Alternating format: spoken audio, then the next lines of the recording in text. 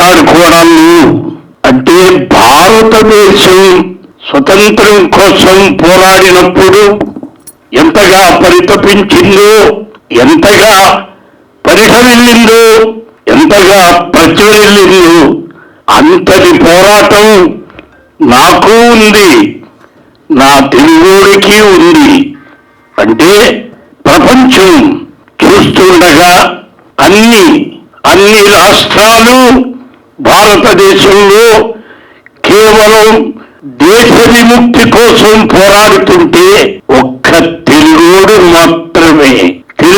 మాత్రమే రెండు కత్తులతో పోరాటం చేశాడు.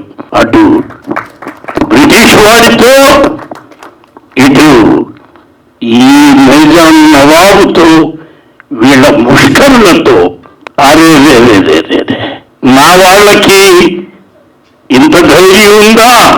మళ్ళీ ఇన్ని సంవత్సరాల తరువాత చెరిగిపోతుందేమో, చరిత్ర అయిపోతుందేమో అనుకుంటుండగా కూడా మళ్ళీ ఆ చరిత్రని, ఆ రక్తాన్ని తవ్వి తీసి బతుకమ్మను నగ్నంగా బతుకమ్మను ఆడించిన ముష్కరుల గురించి మళ్ళీ చెప్పిన యథాకి ఇది నా పదాభివందనం. నా కమ్యూనిస్టుల తరఫున రెడ్ సాల్యూట్.